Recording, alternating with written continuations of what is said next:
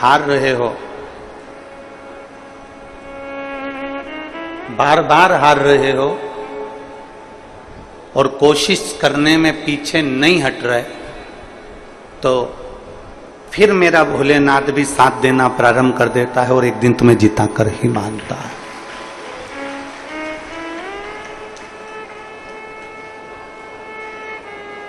हारने के बाद यदि व्यक्ति टूट जाए, यदि बार बार मेहनत कर रहा है, बार बार संघर्ष कर रहा है, बार बार परिश्रम कर रहा है, कंपटीशन एग्जाम में बैठ रहा है, सीए की तैयारी कर रहा है, आईएएस ऑफिसर बनने की तैयारी कर रहा है, कोई एग्जाम दे रहा है और हार गया, अब वो विचार करा कि अब मैं नहीं बन सकता, अब मेरे बस का नहीं।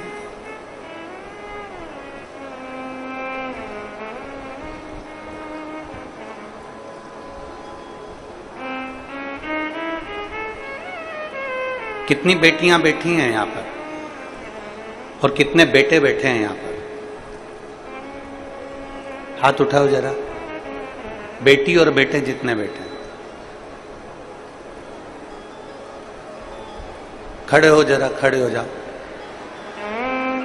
हो जाओ। मेरे बेटे भी खड़े हो जाए और बेटियां भी खड़ी हो जाए।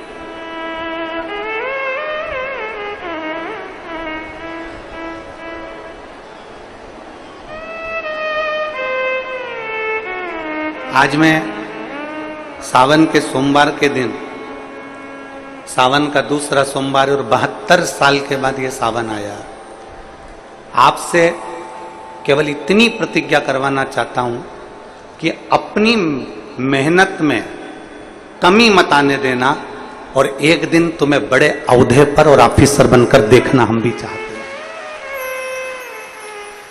पक्का? दोनों हाथ उठाकर हर हर।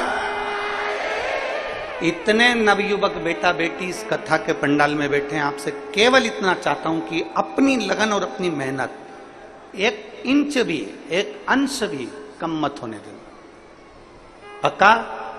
एक अंश अपनी मेहनत कम नहीं होना चाहिए।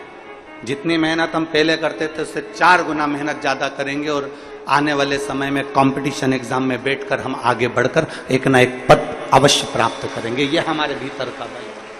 बैठिए, नमन है आपको, बैठिए। साधुता, एक इंच की कमी नहीं आना चाहिए अपनी मेहनत में, एक अंश की कमी नहीं आना चाहिए अपनी लगन में, अपनी परिश्रम में। कोई तुमसे कह दे कि तुम सीए नहीं बन सकते, कोई तुमसे कह दे कि तुम शिक्षक नहीं बन सकते, कोई तुमसे कह दे कि तुम जज नहीं बन सकते, कोई तुमसे कह दे कि तुम आईएएस ऑफिसर नहीं बन सकते, तो वो तुम्हारे लिए चैलेंज है। फिर इतनी मेहनत करना, इतने कंपटीशन एग्जाम देना, एक बार हार जाओ, 2 बार हार जाओ, 3 बार हार जाओ, पर समझ लेना अगर बार बार हार रहे हो मतलब चढ़ने का प्रयास कर रहे हो, तुम्हारी मेहनत कम नहीं हो रही, मतलब तुम जीत कर बताओगे, ये निश्चितता तुम्हारे लिए।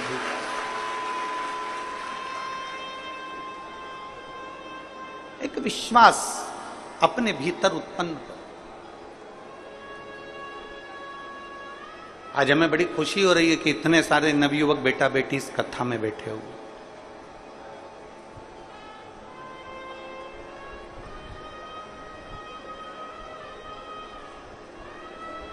और बहुत भरोसे के साथ शिव महापुराण के सावन के महीने के दूसरे सोमवार पर यह भरोसे के साथ कहता हूं, छत्तीसगढ़ की कथा में जब भी आगे आते रहेंगे, आपके ज्वाइनिंग के लेटर के साथ कई पत्र इधर भी आते रहेंगे, ये पक्का। क्योंकि तुम्हारा विश्वास कम नहीं होना चाहिए, तुम्हारा भरोसा दृढ़ बना।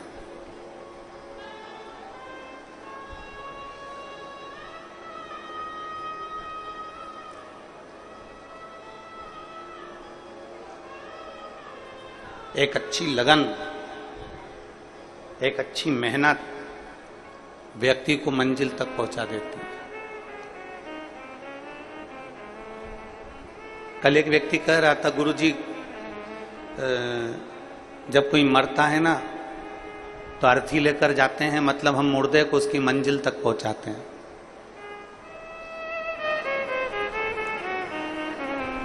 जब कोई मरता है तो हम अर्थी लेकर जाते हैं तो मुर्दे को उसकी मंजिल तक पहुंचाते हैं। हमने उस बेटे से कहा नहीं, आप मुर्दे को मंजिल तक नहीं पहुंचाते, मुर्दा आपको मंजिल दिखाकर आता है कि यहां लास्ट का स्टेज है, या आखिरी मंजिल।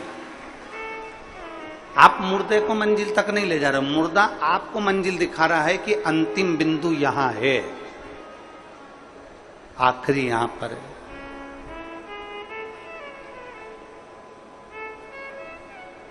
बार बार व्यक्ति हार रहा है, बार बार हार रहा है और कोशिश कर रहा है, बार बार कोशिश भी कर रहा है, तो ये पक्का है कि वो जीतेगा, वो विजय प्राप्त होगा। बस मंजिल पे चलते चलते चलते चलते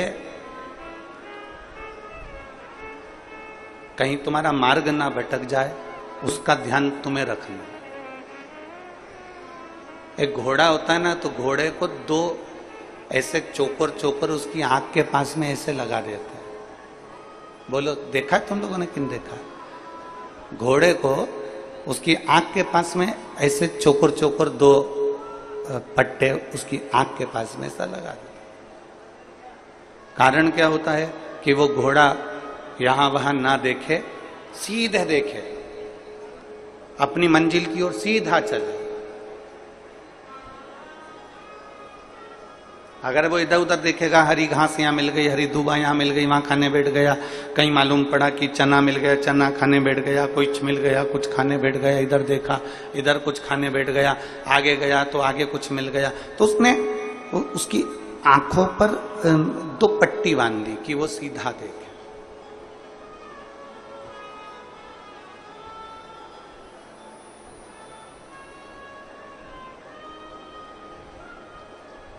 ये शिव महापुराण की कथा जो है ना, ये भी पट्टी का काम करती है। ये शिव महापुराण की कथा भी पट्टी का काम करती है। और शिव महापुराण की कथा कहती है कि ना तुम्हें इधर देखना है ना तुम्हें उधर देखना है, अपने लक्ष्य पर और अपनी मंजिल पर देखना है, और जहां तुम्हें जाना है वहां तक तुम्हें देखना है। शिव पाने की ललकता है, भगवान शंकर को अपना बनाने की ललकता है, तो वो तुम्हारे अपने बनेंगे।